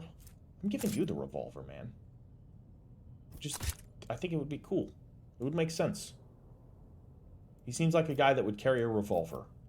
Then we're going to also give him a las gun. Just so that he's got some ranged capabilities. What about you? Do you need something? You need a melee weapon, actually. We'll give you a sword. Why not? Do I've got a pistol and sword and the staff. We're looking pretty good there. I don't think I need guard armor. Unless I want to switch out the armored body glove. What would it look like if I wore this? Okay, it's basically not as cool. Is what it looks like. And you? You also have the armored body glove. That would be better for you. Dodge penalty 0.75, whereas this gives no dodge penalty. I'm going to not use the guard armor right now. And this is what we're going to equip. Can't be equipped by that character. Oh, we used the medikit, did we? Okay. I guess they are one use, or maybe they're multiple use, or maybe there's just a chance every time you use it that it gets expended. So, not sure. But anyways, guys, that's going to be all for today. In the next episode, we are going to further explore this Navis Nobilite Sanctum and find out what happened to the mistress, Cassia, and we're going to get to the bottom of this. We're going to see who's actually in the wrong here, if there is a clear right and wrong. And then we're going to take the side of whoever seems the most right, or perhaps whoever is more willing to aid in our interests. If the gap between right and wrong isn't too major. If it's very clearly one side is evil, I'm not going to take their side no matter what they offer. Because, you know, we have principles. But if there's a question, you know, we're not unwilling to side with our own interests in these cases. Alright, everybody. Drop this video a like if you've enjoyed it. My apologies once again for it being so goddamn long, with the first 2/3 of the episode being all talking. I think that might happen a lot, but if you're here for a CRPG, you know, I'm assuming you're okay with that type of stuff, because that's CRPGs for you. Lot of talking, sometimes a lot of combat. Just depends on where you are in the story, so it's just going to vary in most cases, and I hope you guys are okay with that. So yeah, that's gonna be all. I'll just loot these guys as we, finish up the outro. So, again, drop the video a like, and I'll catch you all in the next one, because the next one is going to come out, because this is a full-fledged series, because this game is awesome. Ash Heritor out.